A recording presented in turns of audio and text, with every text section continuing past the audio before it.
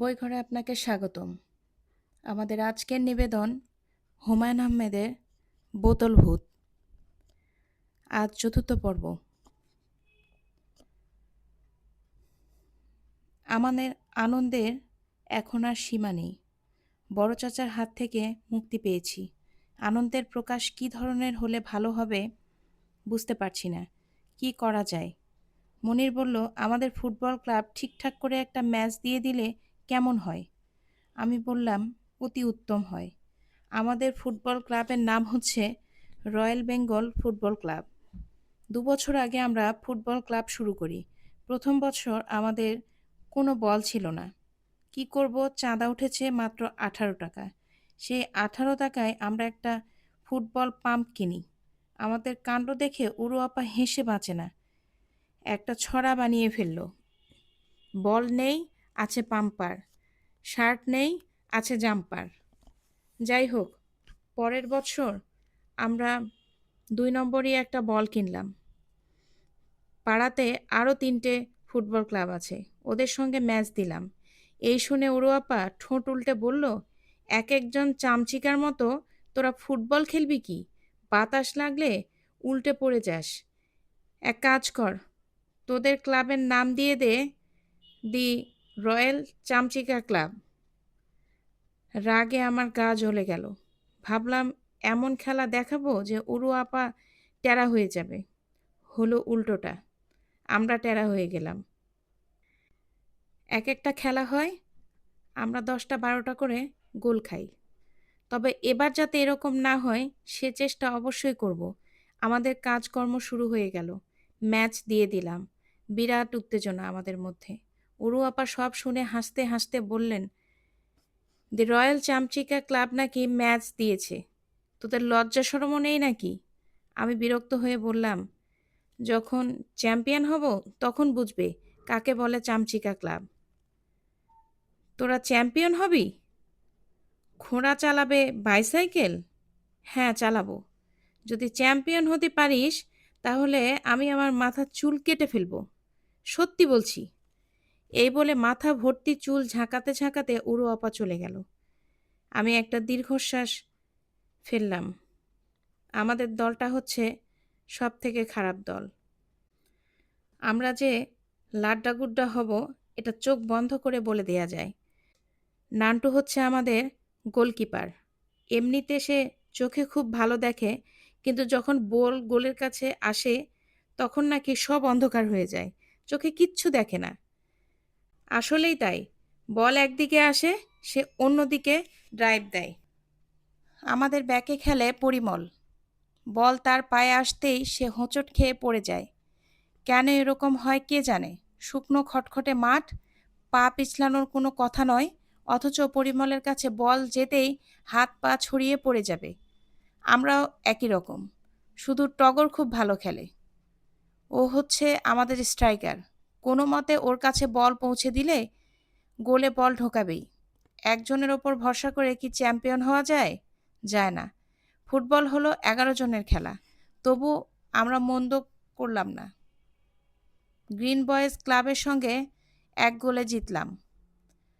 টগর একবার মাত্র বল পেয়েছিল, সেটা দিয়েই গোল করেছে।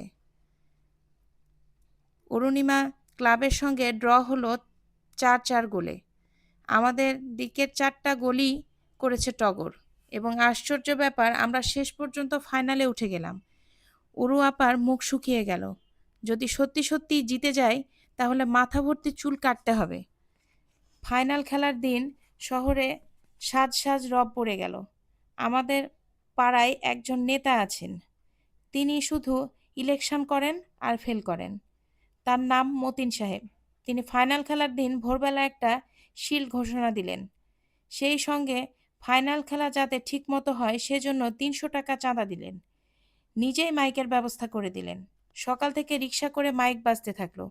ভাই সব, অদ্য বৈকাল ৪ ঘটিকায় আব্দুল মতিন ফুটবল শিল্ডের ফাইনাল খেলা। রয়্যাল বেঙ্গল বয়েজ ক্লাব একাদশ বনাম বুলেট একাদশ। উদ্বোধন করবেন অত্র অঞ্চলের বিশিষ্ট সমাজসেবী, জনগণের নয়নের মণি, দেশদরদি, সংগ্রামী জননেতা আব্দুল মতিন, ময়না, মিয়া এইসব। আমাদের মধ্যে তুমুল উত্তেজনা, শুধু আমাদের না, উত্তেজনা বড়দেরও। চাচা আমাকে ডেকে বললেন, কি তোরা পারবি তো? আমি হচ্ছি দলের ক্যাপ্টেন, কাজেই আমাকে বলতে হলো ইনশাল্লাহ পারবো। তোরা তো খেলতে জানিস না, তোরা পারবি কি করে? একমাত্র খেলোয়াড় হচ্ছে টগর, সেই বেচারা একা কি করবে? সে একাই 100। মুখে বললাম ঠিকই, কিন্তু ভরসা পেলাম না।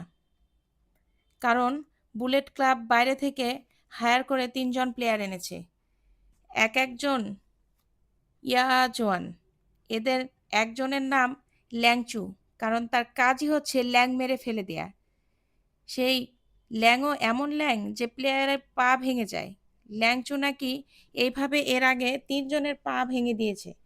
টগরের পা ভেঙে সে এক হালি পুরো করবে। কি সর্বনাশের কথা! 4টার সময় খেলা শুরু হবে। 2টো বাজতেই টগর শুকনো মুখে এসে উপস্থিত। সে নাকি খেলবে না। আমি বললাম, কেন খেলবি না? ল্যাংচুর ভয়ে? বুলেট ক্লাবের বগা ভাই বলেছে আমি যদি খেলি তাহলে আমাকে ফর্দাফাই করে দেবে। বগা ভাই নিজে বলেছে? হুম। বগা ভাই বলে থাকলে সত্যি ভয়ের কথা। কারণ বগা ভাই বিরাট গুন্ডা।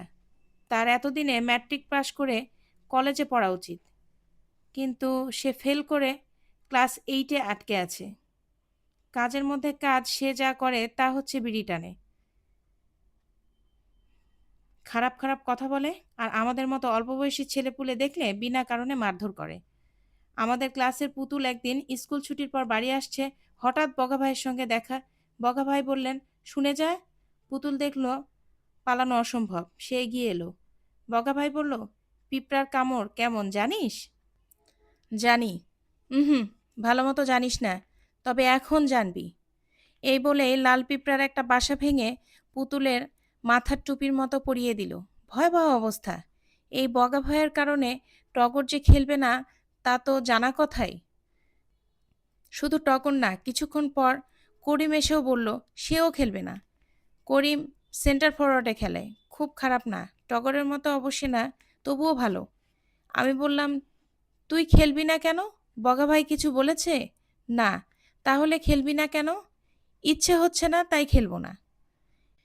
এই বলে করিম একটা লম্বা ঘাসের ডাঁটা নিয়ে চিবুতে লাগল। তার ভঙ্গি দেখে বোঝা যাচ্ছে বগা ভাই তাকেও ভয় দেখিয়েছে। আমাদের মাথায় আকাশ ভেঙে পড়ল। 9 জন প্লেয়ার নিয়ে কি খেলবো? অরু আপা বলল, তোরা খেলা বন্ধ করে পালিয়ে যা, আজ মাঠে তোদের তুলোধুনো করবে। কমসে কম 2 জনের পা ভাঙবে, একজনের হবে কম্পাউন্ড ফ্র্যাকচার। ম্যাচে নাম দিয়ে পিছিয়ে পড়া যায় না। 3:30টায় মাঠে গিয়ে উপস্থিত হলাম। লোকে লোকারণ্য। বুলেট ক্লাবের প্লেয়াররা বল নিয়ে মাঠে ছোটাছুটি করছে, তাদের সবার মুখ ভর্তি হাসি। মাঠের দক্ষিণ দিকে টেবিলের ওপর শিল্ড, বিশিষ্ট অতিথিদের জন্য চেয়ার সাজানো। দেশদরদি জননেতা আব্দুল মতিন সাহেব এসে পড়েছেন, তাল গলায় ফুলের মালা। বগা ভাইকেও দেখলাম, খুব ফুর্তি, একটু পরপর হাসতে হাসতে ভেঙে পড়ছে। আমরা শুকনো মুখ করে মাঠে নামলাম। পকেটে বোতল ভূতের শিশি। আমি মনে মনে বললাম, ভাই বোতল ভূত, আমাদের রক্ষা করো ভাই। রয়্যাল বেঙ্গল ফুড ক্লাব বনাম বুলেট ক্লাবের ফাইনাল খেলায় এমন হুলস্থুল হবে কে ভেবেছিল? মাঠ লোকের ওকালন্য। একটা ব্যান্ড পার্টি পর্যন্ত আছে। কিছুক্ষণ পর পর ব্যান্ড পার্টি বাজাচ্ছে। হলুদ বাটো, মেহেন্দি বাটো, বাটো ফুলের মৌ, এই একটিমাত্র গানই এরা জানে। সব অনুষ্ঠানে এই গান। ব্যান্ড পার্টি এনেছে আব্দুল মতিন সাহেব। তার কাণ্ডকারখানা এরকমই। সবসময় চান লোকজনকে চমকে দিতে। যারা ইলেকশন করে তারা এরকমই।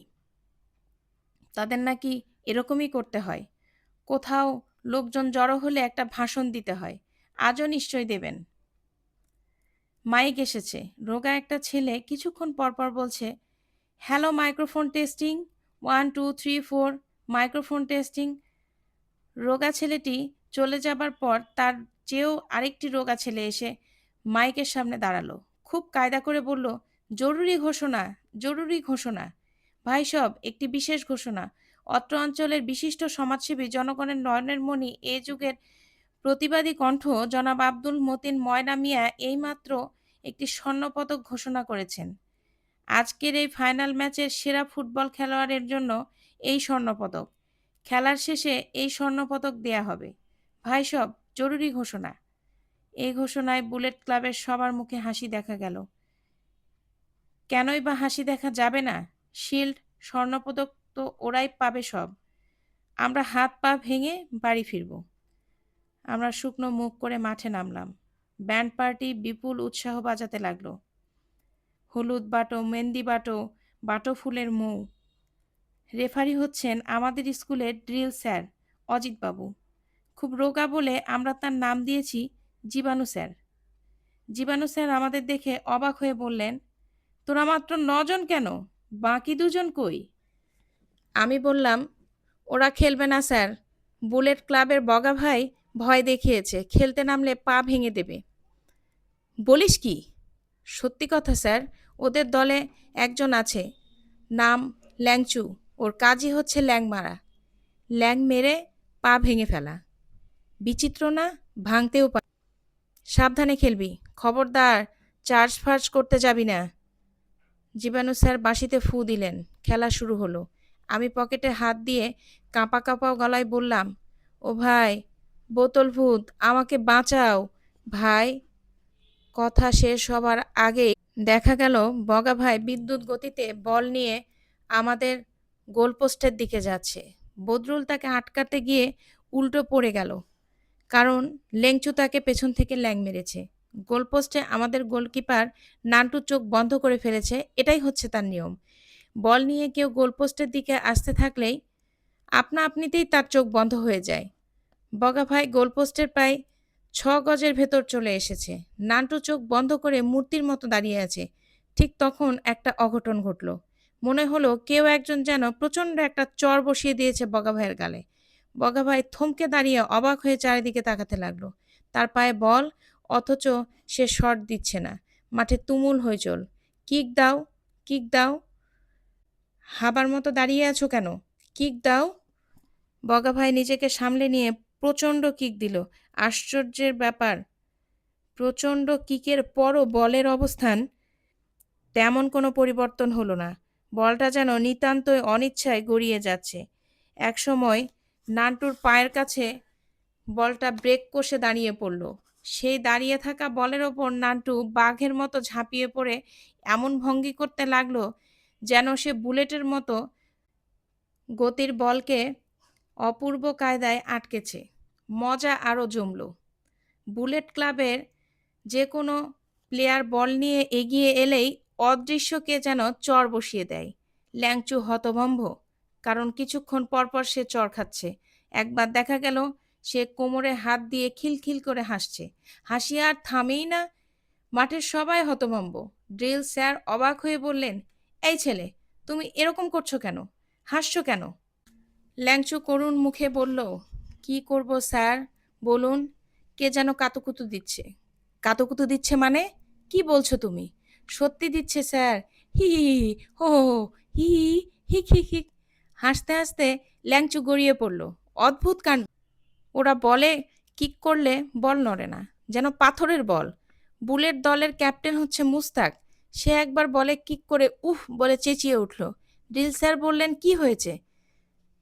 স্যার, বল আগুনের মতো গরম, পা পুড়ে গেছে স্যার, পায়ে ফোস্কা পড়ে গেছে। পাগলের মতো কথা বলিস না তো।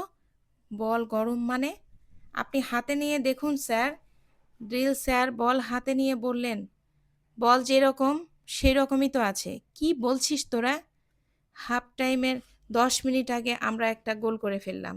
আমরা গোল করলাম বলাটা ঠিক হলো না, বলটা আপনা আপনিই গোলে পড়ল। ড্রিল স্যার পর্যন্ত হতভম্ব হয়ে পড়লেন। বাঁশি বাজাবেন কিনা বুঝতে পারলেন না। হাফ টাইমের পর বুলেট ক্লাব আর খেলতে রাজি হলো না। আব্দুল মতিন সাহেব মহা চিন্তায় পড়ে গেলেন। সেরা খেলোয়াড়ের স্বর্ণপদক কাকে দিবেন বুঝতে পারলেন না। শেষ পর্যন্ত সেই স্বর্ণপদক নান্টুর কপালে জুটল। সে থেমে থাকা বল আটকানোর জন্য পেয়ে গেল স্বর্ণপদক। আব্দুল মতিন সাহেব কাঁপা গলায় একটা ভাষণ দিলেন। রয়্যাল বেঙ্গল ফুটবল ক্লাবের উজ্জ্বল প্রতিভা অত্র অঞ্চলের বিশিষ্ট গোলকিপার নান্টুর অপূর্ব ক্রীড়াশৈলীতে মুগ্ধ হয়ে তাকে দেয়া হচ্ছে আব্দুল মতিন স্বর্ণপদক। ভাই সব হাততালি দিন, হাততালি। প্রচণ্ড হাততালি পড়ল। সেই সঙ্গে ব্যান্ড বেজে উঠল। হলুদ বাটো, মেহেন্দি বাটো, বাটো ফুলের মৌ। আজ এই পর্যন্তই। হুমায়ূন আহমেদের বোতল ভূত গল্পটির পরবর্তী অংশ নিয়ে পরবর্তী পর্বে আসব। আশা করি ভালো লাগছে। ভালো লাগলে সাবস্ক্রাইব দিবেন, লাইক, শেয়ার, কমেন্ট করে জানাতে পারেন। গল্প শুনুন, ভালো থাকুন।